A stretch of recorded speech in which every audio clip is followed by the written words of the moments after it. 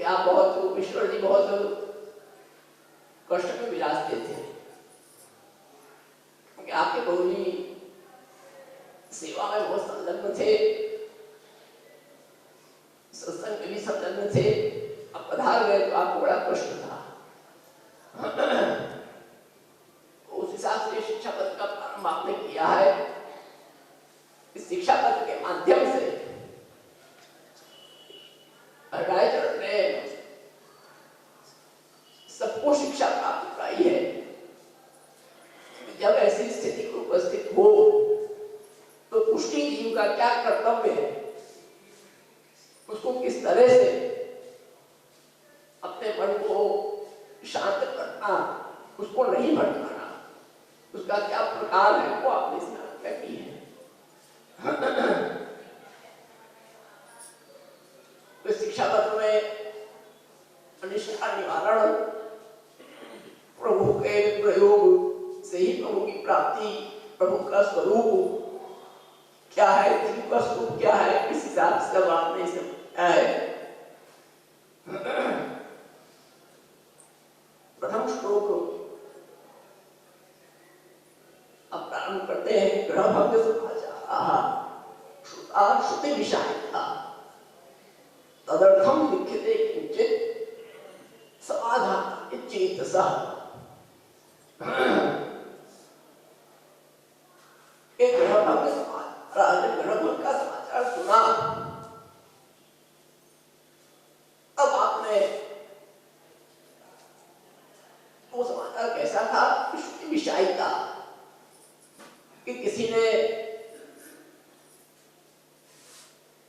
विष काम में विष घोल दिया हो, इस प्रकार का कष्टदायक था। उनका कहने का तात्पर्य इस प्रकार का कष्टदायक था।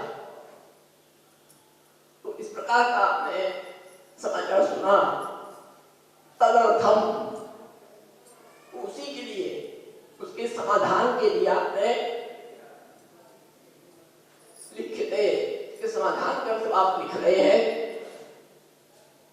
किंचित् समाधान चेतसः, किसका समाधान, जो चित्त का। इसलिए यहां पर बहुवचन दिया है। केवल आपके ही नहीं, सबके चित्त पर समाधान है। इसके लिए ऐसी स्थिति खड़ी हो, सबके चित्त का समाधान इस प्रकार से ही होना चाहिए। इस प्रकार से अब आप आज्ञा करते हैं आगे, क्योंकि वो परिस्थिति ऐसी होती है, जैसा भी शोभा बेटे ने कहा, लौकिक में जब लग जाओ तो फिर इधर से मन हट जाता है। ऐसी परिस्थिति होती है सभी के साथ, कि जिसमें आदमी भ्रमित हो जाता है। जिसका आश्रय दृढ़ है, मजबूत है, वो भी भ्रमित हो जाते हैं। भगवत कृपा रहे, महाप्रभु जी का आश्रय दृढ़ रहे, उसी में कृपा हो सकती है। बाकी शक्ति वो नहीं है कि सब ऐसी परिस्थिति में भी आश्रय न छोड़े। इसलिए मुख्य समाधान वही है, प्रभु का आश्रय नहीं छोड़ना। प्रभु का क्या स्वरूप है, वो खासकर अपने पुष्टि जीवों को विशेष ध्यान देने का है।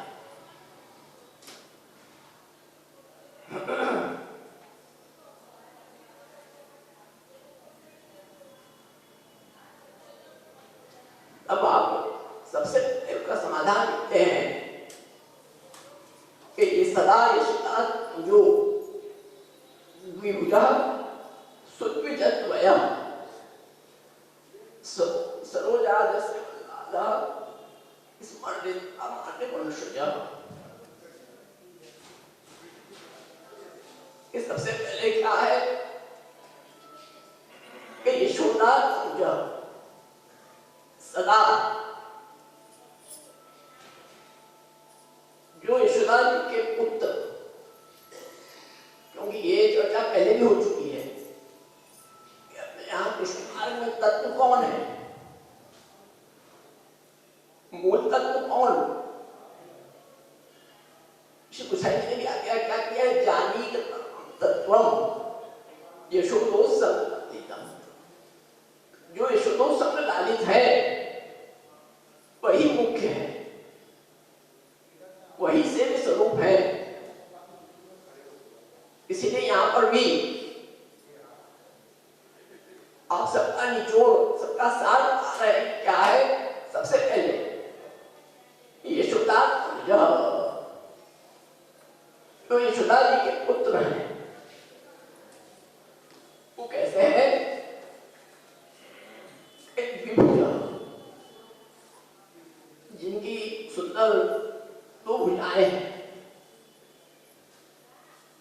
इसीलिए यहाँ पर विभुजा कहने से तो साक्षात धर्मी स्वरूप, प्रसादात्मक स्वरूप है, उसका आप यहाँ पर भान करा रहे हैं। देवकी जी के यहाँ भगवत प्रकट है, वो पुरुषोत्तम ही है, उसमें अंतर नहीं है। परंतु वहां पर धर्म सहित प्रकट है, चतुर्भुज रूप से प्रकट है। और यशोदा जी का प्रकट है वो प्राकृत वध है, प्राकृत नहीं है, प्राकृत वध भगवत प्राकृत शिशु हुए तब वहां पधारे। यहाँ पर प्रकट हुआ, फिर भगवत प्राकृत शिशु हुए तब वहां पर पधारे। तो उस दोनों से प्राकट वहां पर है। इसीलिए वो रसात्मक केवल जो धर्मी स्वरूप, रसात्मक स्वरूप है, उसका आप यहाँ पर भाग कराते हैं। कहते हैं कि तुम्हें भुजा स्वरूप कैसा है? दो भुजाएं, सुद्विजत्व, सुंदर। आप बाल स्वरूप का चिंतन है, उस सुंदर जिनकी अभी दांत आपके आई है, दो दांत सुंदर आगे के, ऐसा मुखारविंद है। और साथ साथ क्या है कि आपका जो मुखारविंद है वो कैसा है? कमल रूप है। और उस मुखारविंद में से सतत रस श्रवित होता है। जिस प्रकार से एक छोटे बच्चे का तार होती है, उसी हिसाब से प्रभु का मुखारविंद में से वो रस श्रवित होता है। परंतु ये विचार का विषय है, यहाँ पर भगवत स्वरूप है, और भगवत स्वरूप का कोई भी कार्य, कोई भी क्रिया, कोई भी लीला निष्प्रयोजन नहीं होती। उसमें कुछ न कुछ है, कुछ न कुछ आप संकेत उसमें देते हैं, कुछ न कुछ उसमें गूढ़ रहस्य है। आपकी जितनी भी लीलाएं हैं उस सब रहस्य है, कुछ न कुछ उसमें गूढ़ रहस्य है। तो इसलिए किसी बारी बताया गया कि भाई प्रभु यहाँ पर जिस प्रकार से एक बालक होता है, वो तो स्वतः उसके लाल समित होती है। तो यहाँ क्या है? प्रभु कृपा करके उसको श्रवित कराते हैं। क्यों? क्योंकि इसमें आप भक्तों के लिए उदारता का प्रकट करते हैं कि भाई वो रस भक्तों को प्राप्त हो। जैसा कि आगे कहानी सुनाएगा, शायद 9वें श्लोक में है, आप उस दार के बहाने से यशोदा जी को अधरामृत का पान कराते हैं। यशोदा जी को भी आप अधरामृत उसी बहाने से आप बाल भाव से रोकता है, क्योंकि वही मुख्य है। जैसा कि कृष्ण जी क्या करते हैं, कृष्णाधराम सिद्धि अत्र न संशयः। सर्वोत्तम स्तोत्र का फल क्या है? पुष्टि का ही फल क्या है? राम का आस्वादन। वही मुख्य फल है।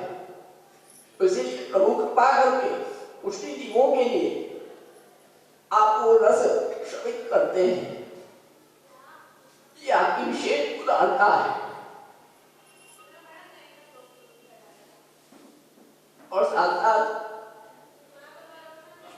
इस मंदिर का मनुष्य यहाँ पर आर्य वंश उत्पन्न आपको कहा है, जिससे उसको श्रेष्ठता बताई गई है। ऐसे रघुकुल रामचंद्र जी का प्रागट्य वो श्रेष्ठ है, इसलिए रघुकुल श्रेष्ठ हुआ। यदुकुल प्रभु का प्रागट्य हुआ वो श्रेष्ठ हुआ। वैसे ही कलयुग में वल्लभकुल आचार्य चरण श्री गोसाई जी का प्रागट्य हुआ। और श्रेष्ठ क्यों हुए? उसका कारण ये केवल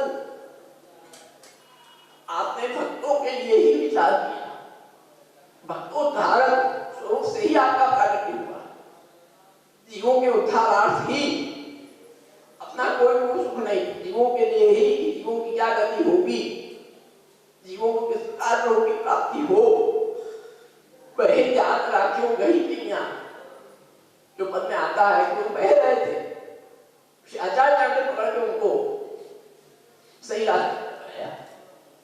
ऐसी कृपा आपने विचारी, इसलिए विशेष श्रेष्ठ है। वहां पर तो अवतार दशा थी, ये भी और रघुकुल में भी, यहाँ पर अवतार दशा में भी आपने अंगीकार कराया, आज भी हो रहा है। श्री महाप्रभु जी गोसाई जी के प्रताप से, उनकी विशेष कृपा है। अवतार दशा में भी प्रभु अंगीकार कर रहे हैं उनकी कृपा से, इसलिए ये तीन कुल श्रेष्ठ बताए। फिर उसके बाद दूसरा श्लोक आया, तो उसमें आपने आज्ञा करते हैं राजा, प्रभु का स्वरूप क्या है और जीव की स्वरूप क्या है। सर्वेश्वर सर्वज्ञ कृष्ण सकरुण सदा असमर्थो ज्ञान शून्यो जीव निश्चय। प्रभु क्या है? सर्वेश्वर है, सबों के ईश्वर है। सब कुछ प्रभु के हाथ में ही है। जो प्रभु चाहेंगे वैसा ही होगा, वैसा ही होता है। हमारे चाहने से कुछ नहीं होता। इसीलिए आचार्य धर्याश्रम में सबसे पहला विवेक क्या बताया? विवेकस्तु हरिसर्वं निजेच्छातः करिष्यति।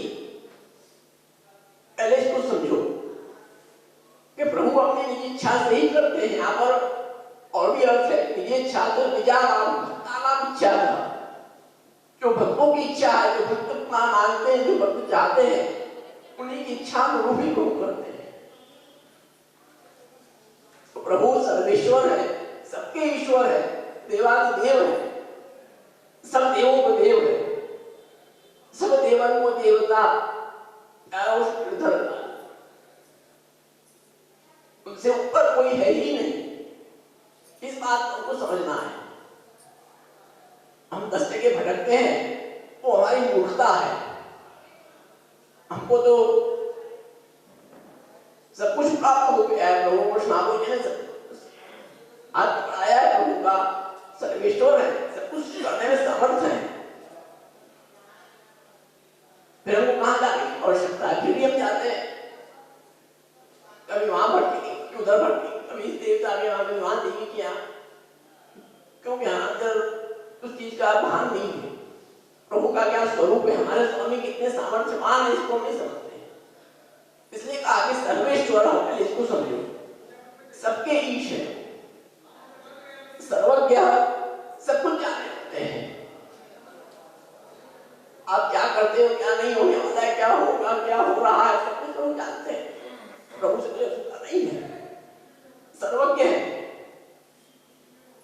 प्रभु सब कुछ जानते हैं, अंतर्यामी समझदार भावम जानाति मानसम, तो सब जानते हैं। और कृष्ण, इसके कृष्ण मूल नाम दिया। वो कहते हैं सकरुण सदा सदा करुणा के सहित है। प्रभु के साथ करुणा साथ में है ही, कौन से अलग हो ही नहीं सकती। अभिन्न धर्म है प्रभु का।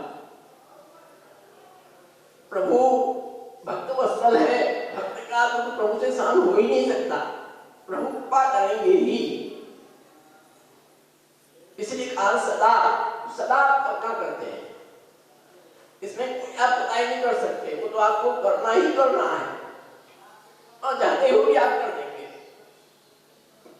जिसने द्वेष किया, जिसने वैर किया, उसको भी आपने जब मोक्ष दे दिया तो भक्तों को नहीं देंगे, हो ही नहीं सकता। तो इसलिए कहा सकरुण सदा असमर्थ हो। अब जीव क्या है? असमर्थ है। जीव समर्थ नहीं है, असमर्थ है।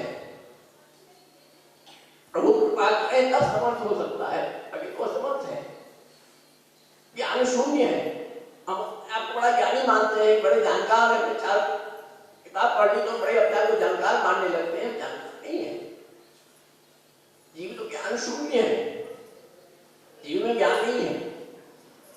ज्ञान होता है उनको डरता क्यों है जरूरत हो, सब ज्ञानी न हो जाए। जीव इत्येव निश्चय है, ये जीव का स्वरूप है, निश्चय है। प्रभु का स्वरूप क्या है और जीव का स्वरूप क्या है। तत्पश्चात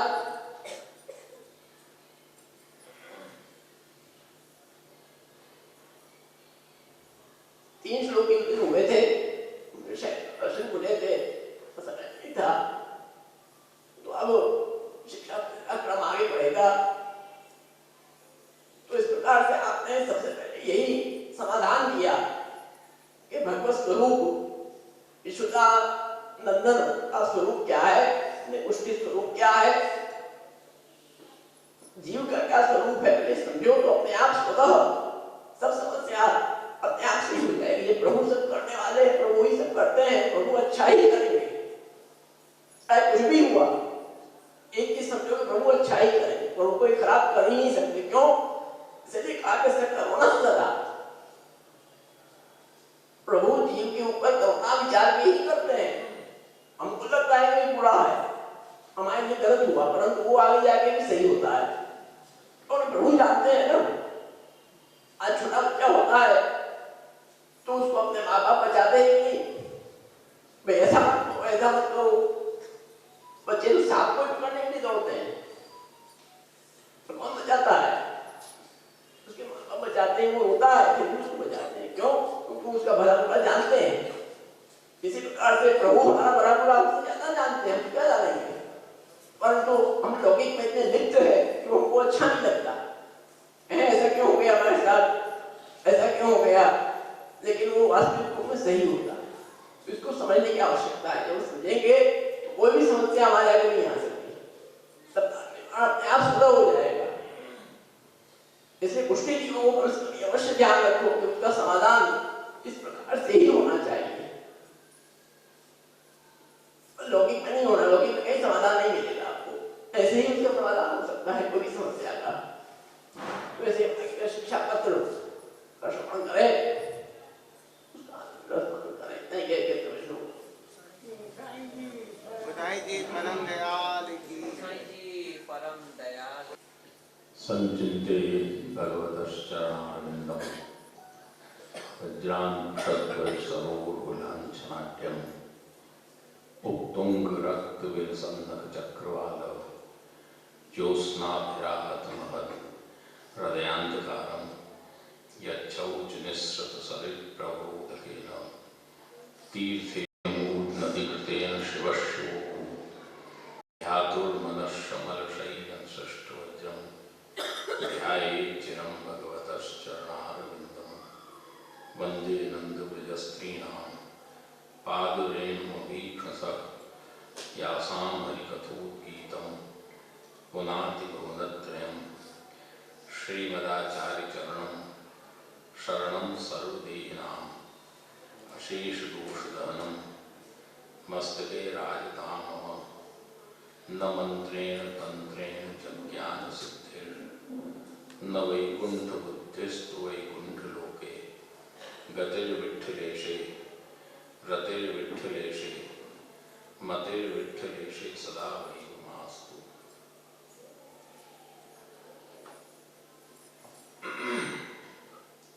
सर्वप्रथम श्री वल्लभ प्रभु के चरणों में वंदन करते हुए चिरंजीव बाबा साहब, उपस्थित परम भाग्यवान समग्र वैष्णवजन,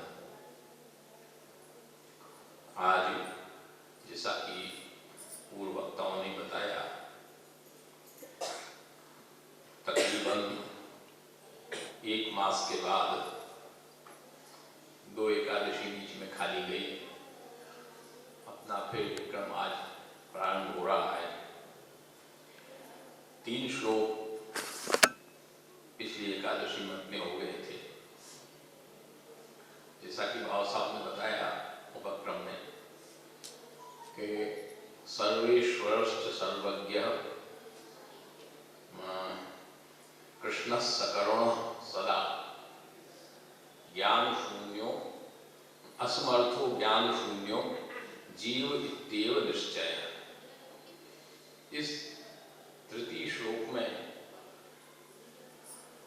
ब्रह्म और जीव दोनों के स्वरूप शॉर्ट में बताए।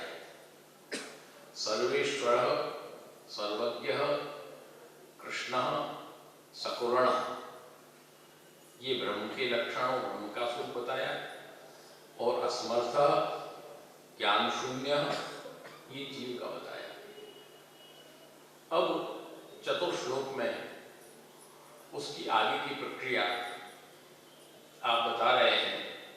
पहले ब्रह्म का बताया था, इससे पहले ब्रह्म की प्रक्रिया आगे की आप बता रहे हैं कि तस्येच्छा त्रिविधा प्रोक्ता मूल वेदस्व भेदतः मूलेच्छया गृहीतानां नान्यथा कुरुते फलम। तस्य नाम ब्रह्मण, ब्रह्म, यहाँ जीव का तात्पर्य नहीं है। पहले ब्रह्म बताया था ना, तो पहले ब्रह्म का आगे का क्रम बता रहे हैं। वो जो ब्रह्म बताया, सर्वेश्वर सर्वज्ञ सकरुण कृष्ण, उसकी 3 प्रकार की इच्छाएं होती है। वो 3 प्रकार की इच्छा क्या होती है, तो आप यहां बता रहे हैं कि मूल, वेद और स्वभेद। एक मूल इच्छा होती है, एक वेदेच्छा होती है, और एक स्वेच्छा होती है। 3 प्रकार की इच्छाएं आपकी होती है। पुष्टि प्रवाह मर्यादा में भी आपने इसका वर्णन किया है श्री महाप्रभु जी ने। वो 3 प्रकार की जो इच्छा होती है, ये तीनों प्रकार की इच्छाएं क्या है, उसको पहले थोड़ा बता दें।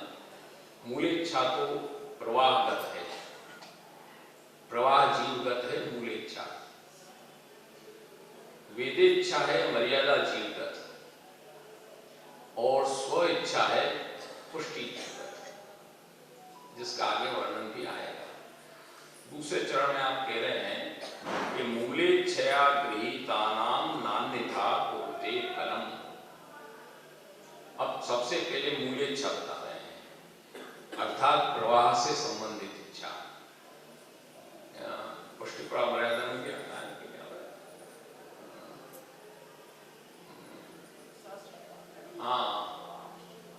मनसा प्रवाहम सृष्टवान हरि वचसा वेद मार्गम ही पुष्टिम कायेन निश्चय। ये पुष्टि प्रवाह मर्यादा षोडश ग्रंथ के अंतर्गत आता है, उसी का एक विस्तार है। प्रथम श्री महाप्रभु ने जो प्रवाह बताया, अग्रह चरण भी प्रथम वही बता रहे हैं। मूलेच्छा नाम मन से जो आप सृष्टि करते हैं, प्रवाही जीवों से संबंधित जो सृष्टि करते हैं, वो मूल इच्छा है। ये मूल इच्छा क्या है कि मूलेच्छया गृहीतानां, जो मूलेच्छा से जिन जीवों को आपने प्रकट किया है, उनका अन्यथा फलम न कुरुते, उनका फल अन्यथा नहीं करते हैं। ये अन्यथा का तात्पर्य कहाँ लगेगा कि भगवत गीता में जाएगा वो वापस तानहं दुष्टक्रूरान् संसारेषु नराधमान् क्षिपाम्यजस्रमशुभाम् आसुरीष्वेव योनिषु आसुरीं योनिमापन्ना मूढ़ा जन्मनि जन्मनि माम अप्राप्यैव कौन्तेय ततो यान्त्यधमां गतिम्। जो आसुरी प्रवाही जीव हैं उनका अन्यथा फल नहीं करते हैं। उनका फल क्या है? आसुरी योनि में ही उनका क्षेपण है। आनहं दुष्टक्रूरान् संसारेषु नराधमान् क्षिपामि आसुरीष्वेव योनिषु। और उनकी स्थिति क्या है कि पुनः पैदा हुए, अपने संसार होगा, वापस मरे, फिर पैदा हुए, फिर संसार होगा, फिर गए, फिर पैदा हुए। यही उनका क्रम सतत चलता रहता है। इससे अन्यथा, इससे अलग दूसरा क्रम नहीं करते हैं, क्योंकि उनका वही क्रम है। मूल इच्छा से वो ग्रहण है, तो मूल इच्छा उनको संसार में परिवर्तन करने की ही आपकी है। तो उनका परिवर्तन पुनरपि जननम पुनरपि मरणम पुनरपि जननी जठरे शयनम, यही स्थिति उनकी चलती रहती है और उनका कोई दूसरा क्रम नहीं होता है। न अन्यथा कुरुते फलम, कोई दूसरा फल उसका आप नहीं करते हैं। उसके बाद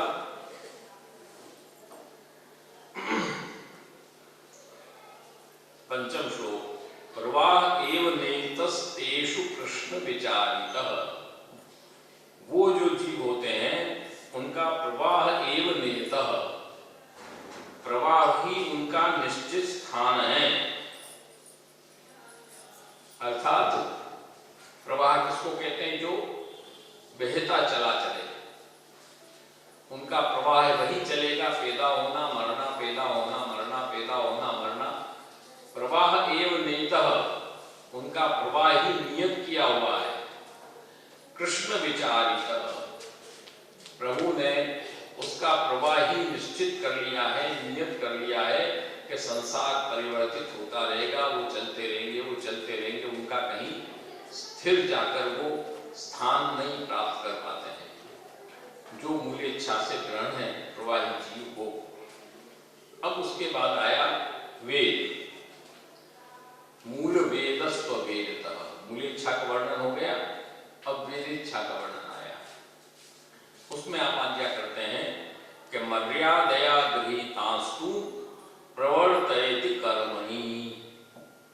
अब उससे ऊपर की स्टेज आई थोड़ी, जो मर्यादा में उत्पन्न हुए हैं वो वेदिच्छा है। तो वेदिच्छा जब वहां पर आएगी तो उनको आप कर्म में प्रवृत्त करेंगे। कर्म करना है। नहीं कश्चित् क्षणमपि जातु तिष्ठति कर्म कृत, कोई एक क्षण भी बिना कर्म के नहीं ले सकता है। कर्मणा जायते जंतु कर्मणि विलीयते, सुखम दुखम भवो भावो कर्मणि वाभिपद्यते। आप उनको कर्म में लगाते हैं। कर्म करो, कर्म में वो जैसा भी कर्म करेगा वैसे उसको फल होगा। और वही कर्म का फल प्राप्त करके पुनः वो इसी क्रम में वापस आ जाएगा। अथवा किसी ने ज्ञान प्राप्त किया तो ज्ञान प्राप्त करके भी वो अक्षर ब्रह्म तक ही जा पाएगा, उसके ऊपर नहीं जा पाएगा। अक्षर ब्रह्म जो है वो प्रभु का निवास स्थान है। अक्षर ब्रह्म परमम स्वभावोध्यात्म उच्यते और तद्धाम परमम मम। इसलिए तो दयाराम जी ने गाया है, अक्षर ब्रह्म क्या है? स्थिर है, अचल है। दयाराम जी ने क्या गाया है कि निश्चय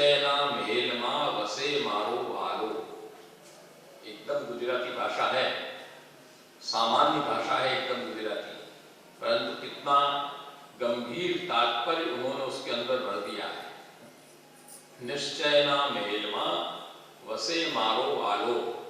वालो कहते हैं गुजराती में प्री को, प्री को कहते हैं वालो। तो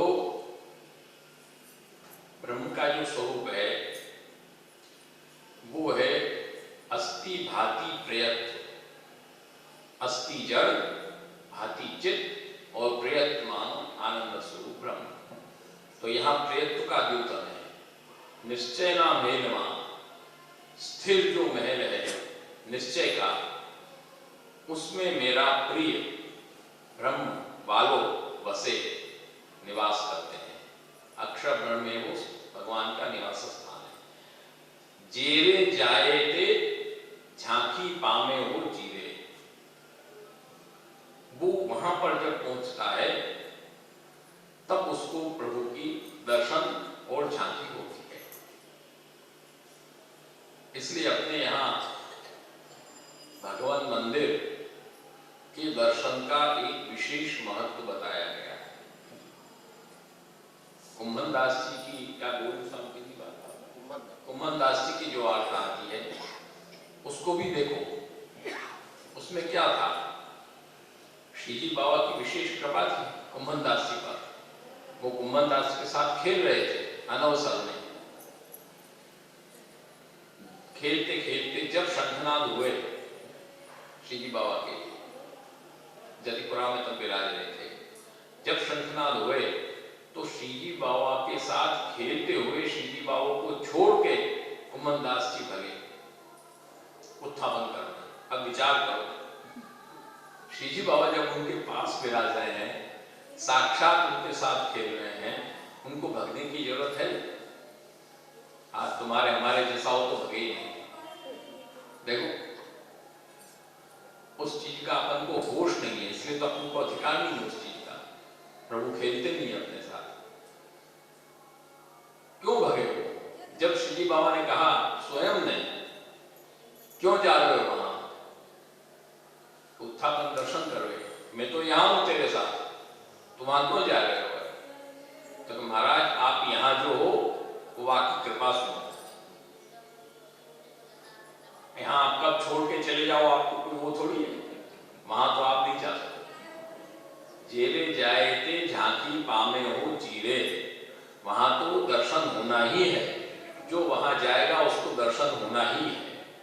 क्योंकि श्री महाप्रभु जी ने पाठ बैठा रहे हैं, ये शब्द कहा है कुंभनदास जी वहां श्री महाप्रभु जी ने पाठ बैठा रहे हैं, आप वहां छोड़ के जा नहीं सकते। तो वो अक्षर ब्रह्म है, उसमें तो प्रभु का निवास नित्य है ही, वहां से प्रभु पधारेंगे नहीं कभी।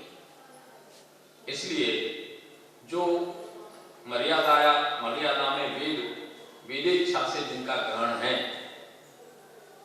वो ज्ञान प्राप्त करके भी अक्षर ब्रह्म तक ही जा पाते हैं, भगवत दर्शन नहीं कर पाते हैं, मंदिर के दर्शन करके ही लौट जाते हैं। कई लोग मंदिर के दर्शन करके लौटने वाले भी तो हैं अपने यहाँ, मंदिर के दर्शन करके ही लौट जाते हैं, वो आगे नहीं बढ़ पाते। और बाकी कर्म मार्ग वाले हैं, वो कर्म करेंगे, अच्छा कर्म करेंगे तो अच्छा फल मिलेगा, बुरा कर्म करेंगे तो बुरा फल मिलेगा। तेतम भुक्त्वा स्वर्गलोकम विशालम, भगवद गीता क्षीणे पुण्य मर्त्यलोकम विशंति एवं तरी धर्म अनुप्रपन्ना यथागतम काम कामा लभन्ते। ये केवल वहां तक की नहीं है, आप ब्रह्म भुना लोका पुनरावर्तनोर्जुन, ब्रह्मलोक तक यही दशा है। पुनरावर्तन वहां भी है, पुनरावर्तन माने वापस लौटना, वो वहां भी है। ब्रह्मलोक भी तुम चले जाओगे तब भी तुमको लौटना ही है, वो तुम्हारा किराए का ही मकान है। आज की भाषा में अपन कहें तो वो स्थायी निवास तुम्हारा नहीं है। जितने दिन तुमने कर्म किया है अच्छा, उतने दिन तक रहो, फिर चलो वहां से निकलो बाहर, तो वापस उनको यहीं लौटना है। ऐसे जो जीव हैं, वेदेच्छा से जिनको ग्रहण किया, उन जीवों का आप कर्म में लगाते हैं। कर्म करो और अपना पुनरावर्तन करते रहो, स्वर्ग भोगते रहो, नरक भोगते रहो, जो भी करो अच्छा बुरा वो भोगते रहो, वापस यहीं घूम के आ जाओ।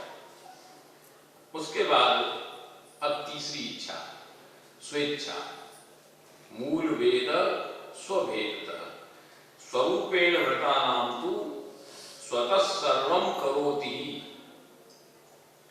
पुष्टिम कायेन निश्चय। पुष्टि मार्ग पुष्टि प्रमर्यादा में आता है पुष्टिम कायेन निश्चय। तो स्वरूपेण व्रतानां तु स्वतः सर्वं करोति तच्चिन्तयैव हि व्याप्तः कृपालुः सर्वतो विभुः।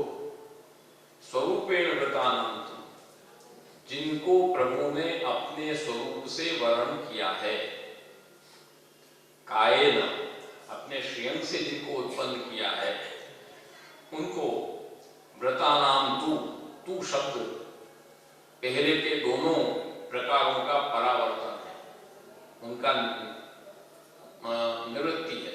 यहाँ वो उन दो पहले के मूल और वेद प्रकार का कोई भी यहाँ टच नहीं है।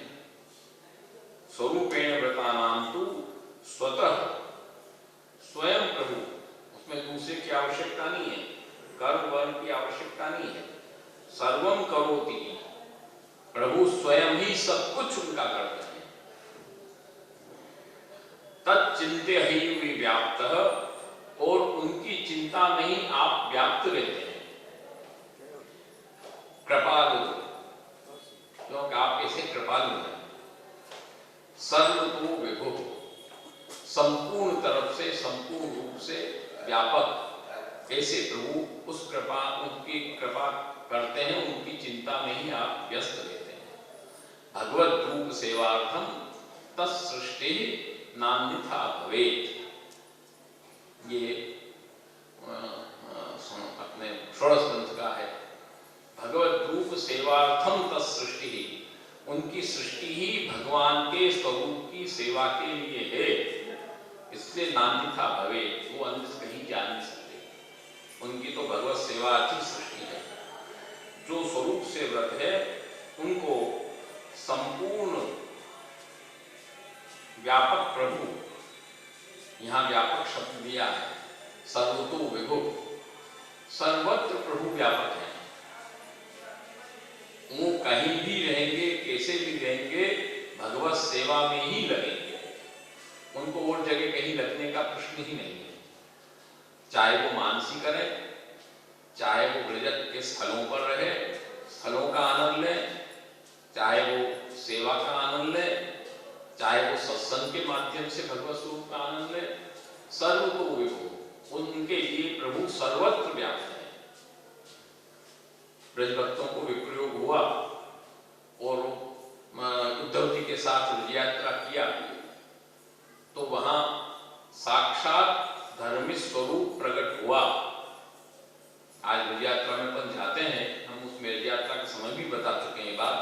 अपन ब्रज यात्रा में जाते हैं, वहां स्थलों को करते हैं, और वहां जो रास होता है, प्रत्येक स्थल का रास, वो किस भाव से होता है? वो इसी भाव से होता है। वो साक्षात भगवत प्रागट्य के भाव से रास है। आज हमारे अंदर वो सामर्थ्य नहीं है। ब्रज भक्तें जब उद्धव जी के साथ ब्रज में गई ब्रज यात्रा करने, तब वो जिस जिस स्थल पर गई, उस स्थल पर प्रभु ने साक्षात प्रकट होके वो लीला प्रकट किया और वो आनंद उनको दिया। परंतु हमारे में वो अधिकार नहीं है, न सामर्थ्य है। इसलिए बड़ों ने इस परंपरा को रखा कि हम वहां पर रास के माध्यम से दर्शन करें, जिससे उन ब्रजवासी बालकों के अंदर भगवत आवेश हो और उस भगवत आवेश स्वरूप का हम लीला का दर्शन करें। प्राचीन क्रम ये है। आजकल रास का महत्व आदमी एक नाटक की तरह समझने लग गया। नाटक अलग है, रास अलग है, इस बात को ध्यान देना। प्राचीन समय में जिस रासधारी के पास श्रीजी बाबा का मुकुट विराजता था, उसी से रास होता था, कराया जाता था, दूसरे से नहीं। और जब श्रीजी बाबा का मुकुट धरते थे एक दिन, उस समय कोई बैठता नहीं था, खड़े खड़े दर्शन होते थे। ये हमारे दर्शन किए हुए हैं। श्री कृष्ण जी रहे, उस समय उनके पास श्री बाबा का प्रसादी मुकुट विराजता था। आज्ञा लेती, आज्ञा लेके वो मुकुट धराते। आज मुकुट धरा धराओ, जय जी आज्ञा करते कि आज मुकुट धराओ, तब वो मुकुट धर के जब लीला होती तो कोई भी बैठता नहीं, पूरी लीला खड़े खड़े ही दर्शन होता। राजधानी भी खड़े, दर्शन करने वाले भी खड़े, हम भी खड़े, खड़े खड़े ही घंटा 2 घंटा जो भी लीला चले सबका दर्शन होता, बैठा नहीं जाता था। आजकल तो वो सब बात, अब तो ठाकुर जी के सामने दर्शन करने में कुर्सी लगती है, सब बातें, आदमी लाचार भी हो गया है, उसका बैठे बैठे बटन दबा रहे हैं आजकल सब, तो क्या होगा, शरीर कहाँ से चलेंगे, सब काम तो रिमोट से करना है, खुद को उठ के कुछ करना नहीं है, तो शरीर चलेगा कहाँ से, मेन बात तो ये है। तो यहाँ जो भी पुष्टिमार्गी जीव का जो भी कार्य है प्रभु ही सब कुछ करते हैं और स्वयं उस चिंता में लगे हुए रहते हैं, उस चिंता से व्याप्त रहते हैं।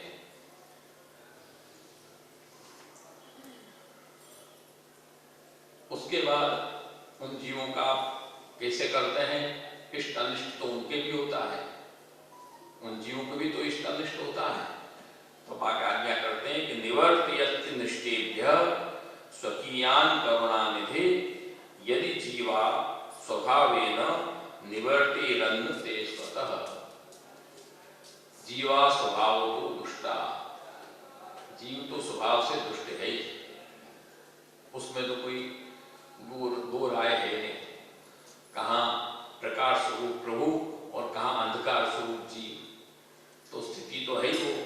तो निवर्तयति अनिष्टेभ्य स्वकीयान करुणानिधि, ऐसे जो करुणानिधि श्री प्रभु हैं, ठाकुर जी हैं, वो अपने जो भक्त होते हैं स्वकीयान, अपने जो स्वकीय होते हैं उनको अनिष्ट से लौटाते हैं, उनका निवर्तन करते हैं।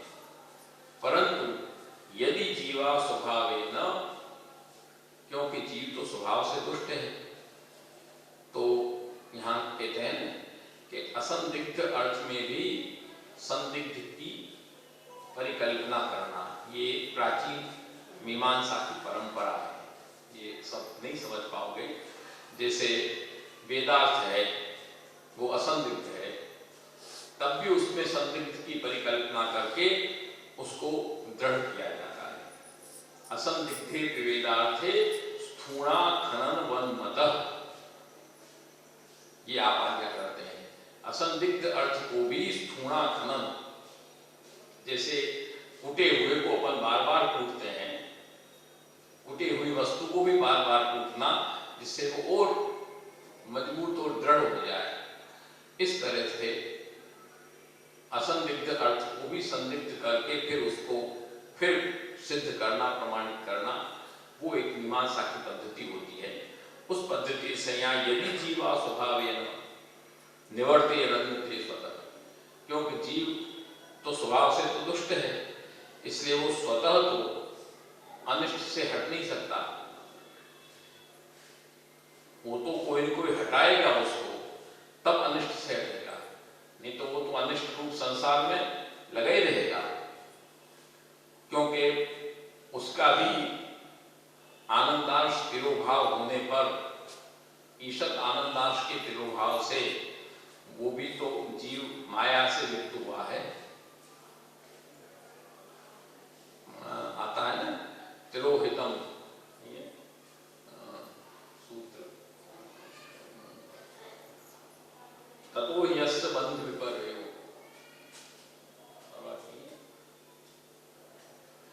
जब तिरोहित होता है आनंदांश भगवद इच्छा से, वो तिरोहित होने के बाद उसके बंध और विपर्य दोनों माया के कार्य उसको लग जाते हैं। जीव तो जीव ही है, चाहे पुष्टिम कायन हो तब भी है तो जीव, तो यदि जीव स्वयं तो निवर्त नहीं हो सकता, तो प्रभु स्वयं उसको अनिष्ट से निवर्तन करते हैं। क्यों कि आप करुणानिधि हैं, इसलिए करुणानिधि शब्द यहाँ हो दिया। उसके बाद अष्टम श्लोक में आप आज्ञा कर रहे हैं कि अनिष्टमेव सर्वज्ञो बलात् दूरी करोति, इष्टानिष्ट विवेको ही जीव बुद्ध्या न जायते। अनिष्टमेव सर्वज्ञो बलात् प्रभु सर्वज्ञ है, जीव अज्ञ है, इसलिए वो नहीं जानता। प्रभु सर्वज्ञ है, इसलिए बलात् जबरदस्ती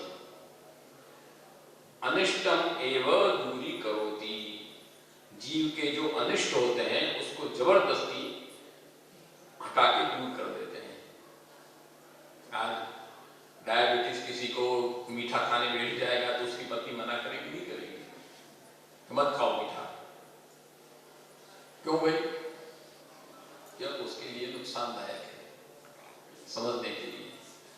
इसी तरह से जीव नहीं जानता संसार अनिष्ट है, वो संसार में पड़ा रहता है, परंतु प्रभु उसको बला जबरदस्ती संसार से निवृत्त करते हैं। भाई ऐसा क्यों नहीं जानता? संसार को भी जानता है। तो यहाँ जवाब देते हैं इष्टानिष्ट विवेको ही जीव बुद्धियान जायते। जीव की बुद्धि में वो सामर्थ्य नहीं है कि कौन सी चीज इष्ट है कौन सी चीज अनिष्ट है, उसका निर्णय करे। इष्ट अनिष्ट का निर्णय जीव नहीं कर सकता। सामान्य एक व्यक्ति और एक समझदार व्यक्ति, और लौकिक में भी देखते हैं, सामान्य व्यक्ति और एक समझदार व्यक्ति होगा, उसमें भी सामान्य व्यक्ति इष्ट अनिष्ट का विवेक नहीं कर सकता है। तब जो समझदार व्यक्ति होता है वो बताएगा बेटा तो तेरा ये अनिष्ट है भैया, तेरे लिए खराब चीज है, तेरे लिए ये चीज अच्छी है, तू ऐसे मत कर। समझाते हैं नहीं समझाते हैं, परंतु वो तो एक उदाहरण समझने के लिए है। अब आजकल गुटखा खाते हैं नहीं खाते हैं सब, 50 को समझावे और कोई मानता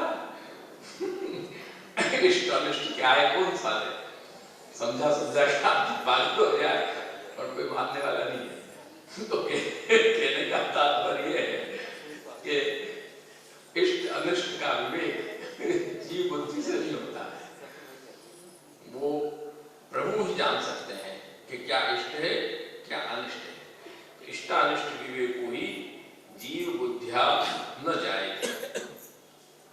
अविद्या गृहीतानाम अणूनाम भ्रम संभवा अतएव ही संसारम मन्यते सुख रूपिणम। वो क्या मानता है, जीव क्या समझता है कि अविद्या गृहीतानाम, अविद्या से जो पकड़ लिए गए हैं, अविद्या माने माया, जीवगत माया, उससे जो पकड़ लिए गए हैं, ऐसे जो अणुनाम माने जीव, अणु माने जीव, तो ऐसे जो अणुनाम माने जो जीव हैं, जो अविद्या से ग्रहित जकड़ लिए गए हैं, वो भ्रमवशात भ्रम में पड़ करके संसारम सुखी रूपणम मन्यन्ते,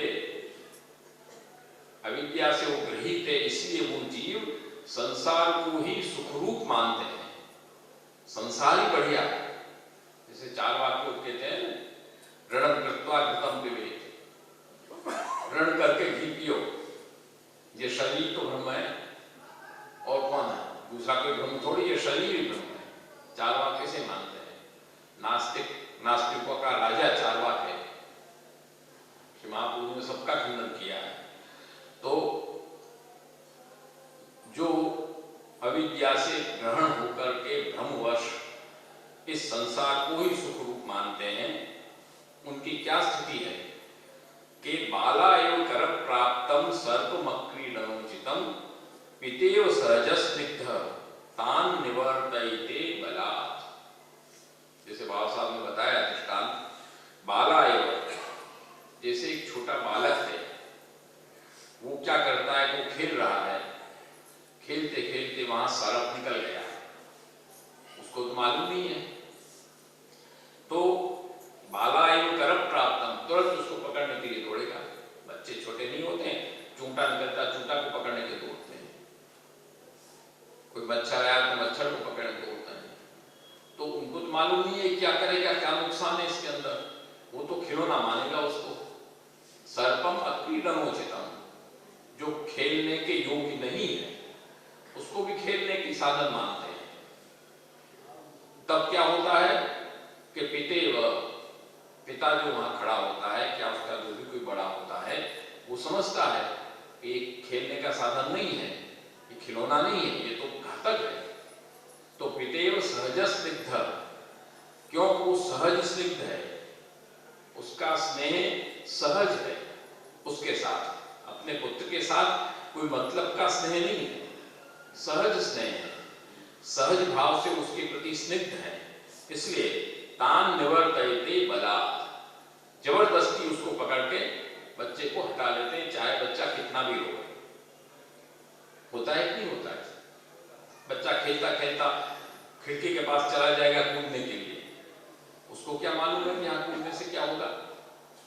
माता पिता कैसे दौड़ के उसको फट पकड़ के जबरदस्ती उठा लेते हैं, वो जिद करेगा, रोएगा, चिल्लाएगा, उसको बहुत बुरा लगेगा, वो हाथ पर हाथ पांव पछाड़ेगा, मारेगा, कूटेगा, सब करेगा, परंतु माता पिता उसको छोड़ेंगे नहीं।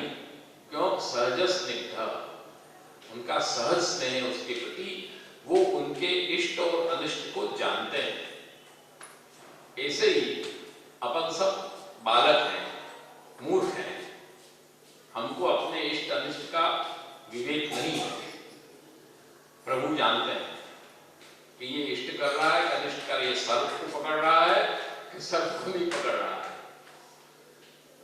जब प्रभु उससे रोकते हैं, अपन को लौटाते हैं, तो अपन को बुरा लगता है और बहुत चिल्लाते हैं, अपन हाथ पे पछाड़ते हैं। परंतु ठाकुर जी जो स्वकीय होता है, उसको यहाँ ध्यान देना, स्वकीय आम करुणानिधि, जो अपने निज जन हैं, उनको प्रभु हरगिज नहीं जाने देते, जबरदस्ती वहां से पकड़ के खींच लेते हैं, चाहे उसको बुरा लगे, चाहे कुछ भी हो। इसी तरह से जैसे पता खींच लेता है, इसी तरह से ठाकुर जी भी हम संसार रूपी सर्प को जब पकड़ने जाते हैं, उस सर्प को पकड़ेंगे तो सीधा विष ही लगने वाला है, वो काट ही खाने वाला है और हम खत्म ही हो जाने वाले हैं उस विष से। तो प्रभु जानते हैं और जबरदस्ती पकड़ के हमको खींच लेते हैं। पितेव सहज स्निग्ध तान निवर्तयते बलात्, यथा रुदन्ति ते बाला, तब क्या स्थिति होती है? यथा रुदन्ति ते बाला भ्रांताः संसारिणस्तथा, अतएव हि सर्वज्ञ कृष्णः संसार मोचकः। उस समय स्थिति क्या होती है कि जिस प्रकार बालक रुदन्ति, रोते हैं, उसी प्रकार से भ्रांत हुए हुए संसारी जीव भी रोते हैं, उनको भी अच्छा नहीं लगता, वो भी नाराज होते हैं, रोते हैं, हाथ पैर पछाड़ते हैं। अतएव इसीलिए कहा गया कि सर्वज्ञ कृष्ण, सर्वज्ञ जो भगवान श्री कृष्ण हैं, वो निश्चय करके संसार मोचक, संसार से हमको छुड़ाने वाले हैं, पुनरावर्तन से हमको छुड़ाने वाले हैं, और कोई दूसरा छुड़ाने वाला नहीं है। कर्म करोगे तब भी घूम के यहीं आना है, ज्ञान करोगे तो अक्षर ब्रह्म तक पहुंचोगे, उससे आगे तुम पहुंच नहीं सकते।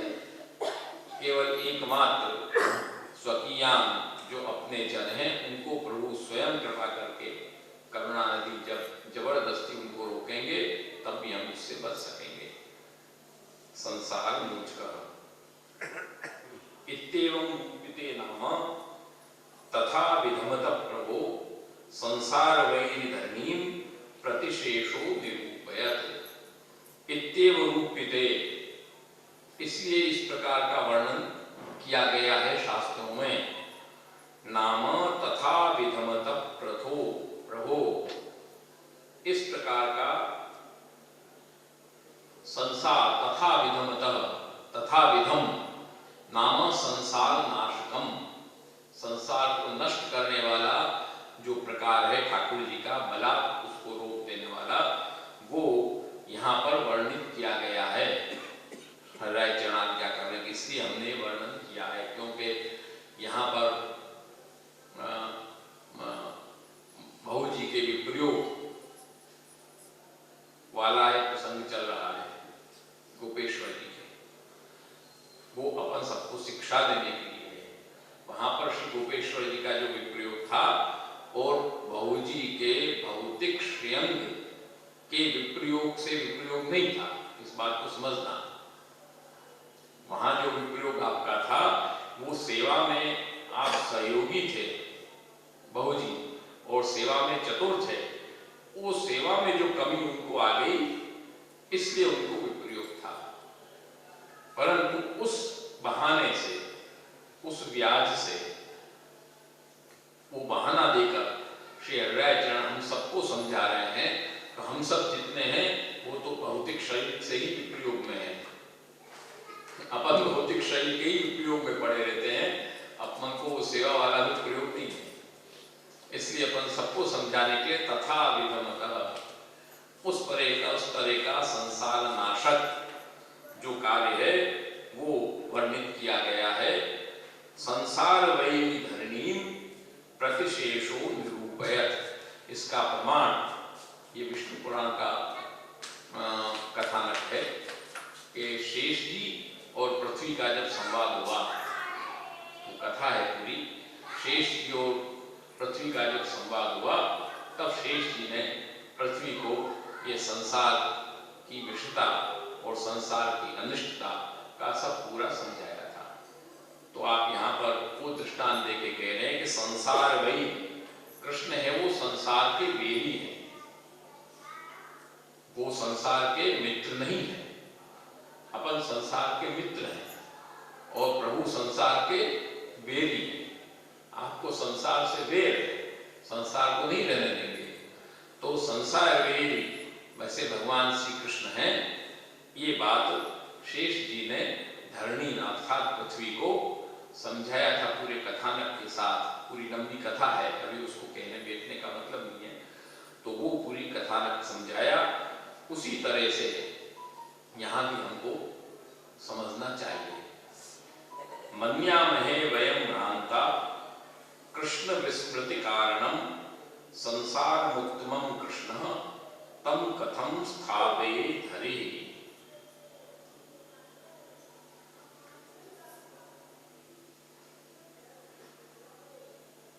संसार जो है वो प्रभु की विस्मृति में कारण है। प्रभु को विस्मृति कराने का कारण कौन है? संसार।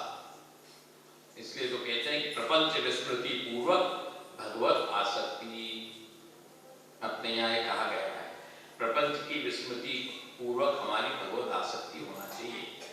तो यहाँ क्या है कि मन वयम भ्रांता मन्यामहे, हम जो भ्रांत हैं, ऐसे जो लोग हैं वो संसार को ही उत्तम मानते हैं, संसार को श्रेष्ठ मानते हैं। और वो संसार कैसा है कि कृष्ण विस्मृति कारणम, भगवान श्री कृष्ण की स्मृति को खत्म करने वाला है, भुला देने वाला है। वो स्मृति हम भूल जाएंगे। संसार में जब लिप्त हो जाता आदमी तो सब चीज भी भूल जाता है, सेवा सत्संग स्मरण सब आदमी भूल जाता है। तो वो विस्मृति कराने वाला है। संसार मुक्तमं कृष्ण तम कथम स्थापयेत् हरिः। ऐसे जो भगवान संसार वैरी हैं वो संसार को कैसे स्थापित करेंगे? उत्तम रूप में स्थापित कर ही नहीं सकते, कभी नहीं कर सकते आप। वो तो उसकी निवृत्ति ही आप करेंगे और दूसरा कुछ नहीं करेंगे। ये वस्तु एक प्रसंग बीच में याद आया तो कह रहे हैं, जो आजकल बर्थडे मनाने का रिवाज चला है पागलों में, सब देखा देखी घोड़ा होली बर्थडे मनाते हैं। सब मोमबत्ती लगाएंगे, फूंक से बुझाएंगे, केक काटेंगे। ये सब जो कुप्रथा अपने हिंदू समाज में, सनातन धर्म में भी चल गई है, ये कुप्रथा है। अपना धर्म अध्यात्म अभिमुख है, हम अध्यात्मवादी हैं और पाश्चात्य जितने लोग हैं वो भौतिकवादी है। इस बात को समझो, मूल अंतर है। वो भौतिकवादी है, हम अध्यात्मवादी हैं। हमारा सनातन धर्म अध्यात्मवादी है, वो भौतिकवादी नहीं है। आज वो जो बर्थडे मनाते हैं वो दुख का अवसर है। इस बात को समझो। ईसाई लोगों का इतिहास पढ़ो, हमने पढ़ा है इसलिए हम बताते हैं। वो उनके लिए वो दुख का समय है, कष्ट का समय है। बर्थडे आनंद का समय नहीं है, दुखी होने का समय है। इसलिए जितने साल हुए होते हैं इतने साल की मोमबत्ती लगाकर वो फूंक मार के बुझाते हैं कि हमारे इतने साल कम हो गए। संसार में भौतिक में हम जो आनंद ले रहे थे उसमें से हमारे इतने साल घट गए। ये है वहां पर, इसलिए फूंक मार के बुझाते हैं। फूंक मार के कब बुझाया जाता है दीपक को? अपने दीपक को फूंक मार के कब बुझाते हैं ये बताओ। लाइट चली गई कि कुछ हो गया, हमने दीपक या मोमबत्ती लगाया तो इसको ध्यान देना, कभी फूंक मार के नहीं बुझाना, ऐसे करके बुझाना, हाथ से फूंक मार के कभी नहीं बुझाना। फूंक मार के तो उस समय बुझाया जाता है जो वो दीपक लगता है, वो जब पार्थिव शरीर चला जाता है तब उसको फूंक मार के बुझाया जाता है। तो आजकल अपन ऐसे सब पागल हैं कि जन्मदिन में फूंक मार के दीपक बुझाते हैं। बेवकूफी की कोई परिसीमा है, और अच्छे अच्छे लोग बेवकूफी करते हैं, कोई सामान्य करते हो ऐसा नहीं है। तो वो वहां पर उनका कष्ट का समय है, दुखी होने का समय है। और अपने यहाँ जो जन्मदिन है वो प्रसन्नता का अवसर है। क्यों प्रसन्नता का अवसर है? कि हम इस संसार में आए, इस जगत में आए, तो हमको वापस जो जाना है उसमें इतने साल कम हो गए, हम जल्दी पहुंचेंगे। हम अपने गंतव्य पर जल्दी पहुंचेंगे प्रभु के पास। इतने साल निकल गए, इतने साल कम हो गए। तो दोनों में आधारभूत अंतर है, पर अपन उसको आजकल देखा देखी, गार्डनियो प्रवाह गुजराती में कहते हैं ना, भेड़ चाल, अपने यहाँ कहते हैं भेड़ चाल। भेड़ चाल हो गई है, सब वही करेंगे, सब वही करेंगे। तो अपने यहाँ तो कभी नहीं बताना चाहिए, ये परंपरा को कभी भी अपन को नहीं ग्रहण करना चाहिए। इसलिए तो यहाँ पर आप कहते हैं कि संसार मुत्तमम कृष्णस्तम कथम स्थापित है। संसार वेदी प्रभु, संसार मोचक प्रभु कैसे हमको संसार में स्थापित करेंगे? उत्तमता उसकी स्थापित कैसे करेंगे? कर ही नहीं सकते। प्रभु तो चाहेंगे जल्दी वापस मेरे पास आवे। 3 आज्ञा श्री महाप्रभु जी को हुई। 16 दिन का पाठ करते हो तो मालूम हो कि आज्ञा पूर्वम त्वया जाता गंगा सागर संगमे या पश्चान मधुवने न कृतम तद्वयं मया देह देश परित्यागस तृतीयो लोक गोचर। 3 आज्ञाएं आपको हुई कि आ जाओ जल्दी, परंतु अपन जीवों के लिए, अपन पर कृपा करने के लिए आपने इतना विलंब सहन किया। 2 आज्ञा में आप नहीं पधारे, 3री आज्ञा में फिर आप सब छोड़ के पधारे, क्योंकि वो हटा नहीं सकते थे। तो वहां तो प्रभु तो ये चाहते हैं, अपन स्वयं चाहते हैं। लौकिक में अपन चाहते हैं कि अपना बच्चा या अपना कोई कहीं गया है बाहर, तो अपन नहीं चाहते जल्दी आ जाए हमारे पास, नहीं चाहते, लोग अपना होता है। इसी तरह प्रभु भी जो स्वकीय हैं, पुष्टि जीव हैं, उनको स्वकीय मानते हैं। प्रभु ये चाहते हैं कि वो जल्दी वापस मेरे पास आ जाए, इसलिए वहां पर वो कभी संसार को एकदम स्थापित नहीं कर सकते। एवं तदीय मनसी विनिधेय प्रभो गुण स्वस्मिन्नपि विनश्चेया प्रभु रंगी कृतिर ध्रुवा। एवं इस प्रकार से तदीय जो भगवत जन हैं, स्वकीय हैं, उनको मनसी अपने मन में स्वप्रभो गुण निधेय, भगवान का जो एक गुण है संसार मोचक वाला, उसको अपने हृदय के अंदर, अपने मन के अंदर धारण करना चाहिए।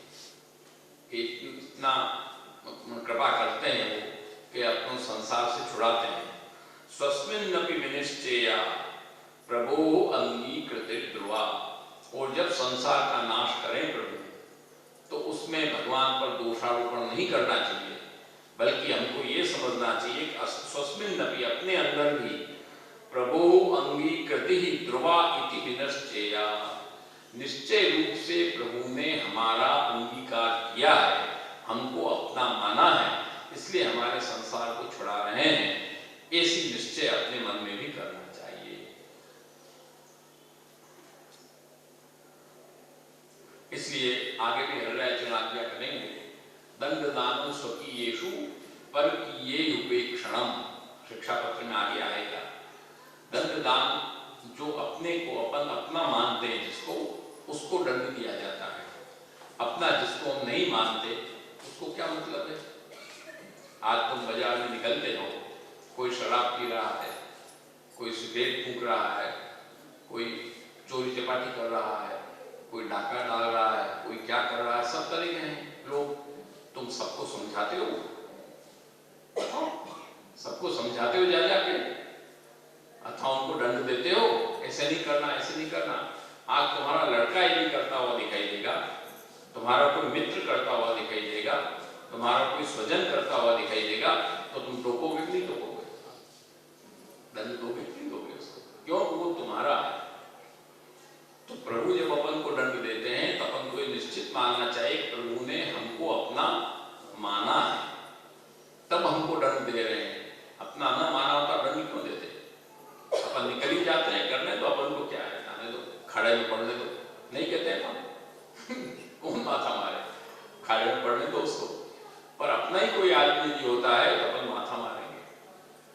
तो प्रभु अपने निज जीव जब संसार के खड्डे में कूदते हैं या कूदने की तैयारी करते हैं, तो प्रभु उनको रोकते हैं, दंड भी देते हैं, कैसे नहीं करना चाहिए। तो यहाँ पर दंडदान जब जब भी प्रभु करते हैं तो प्रभु ने हमारी अंगीकृति स्वीकार की है, इस बात को हमको अंदर मानना चाहिए। अतएवास्मदाचार्य उक्तम वर्ण लक्षणम लोके स्वास्थ्यम तथा वेदे हरिस्तु न करिष्यति पुष्टि मार्ग स्थितो यस्मात् साक्षिणो भविभाखिल सरस्वत। इसीलिए अतएव अस्मदाचार्य ही उत्तम वर्ण लक्षण, हमारे आचार्य चरण के द्वारा भगवत अंगीकृति का लक्षण बताया गया है। वो लक्षण क्या है कि लोके स्वास्थ्य, लौकिक में अथवा वैदिक में प्रभु जब हमको स्वास्थ्य न दे तो ये समझो कि प्रभु ने हमारी अंगीकृति कर ली है। क्योंकि पुष्टि मार्ग स्थितो यस्मात्, पुष्टि मार्ग में हम स्थित हैं, इसलिए उसमें प्रभु कभी हमको स्वास्थ्य प्रदान नहीं करेंगे। तो इसीलिए लौकिक में स्वस्थ होना भगवत अंगीकृति का लक्षण नहीं है, अलौकिक में स्वस्थ होना भगवत अंगीकृति का लक्षण है, और लौकिक में अस्वस्थ होना भगवत अंगीकृति का लक्षण है। इसलिए श्री हृदयाचरण इसके माध्यम से कि जो प्रभु लौकिक वैदिक जीव का छुड़ा के अपने जो पुष्टिम कायम निश्चय स्वयं से जिनकी सृष्टि आप करते हैं, स्व इच्छा से अपनी सृष्टि करते हैं, उसमें वेद अथवा मूल इच्छा कुछ भी नहीं है, स्वयं अपनी इच्छा से उनकी आप संसार का निवारण करते हैं, उसको हम दंडदान करते हैं, उसको हमको भगवत अंगीकृति का ही लक्षण मान के हमको निश्चिंत होकर के रहना चाहिए।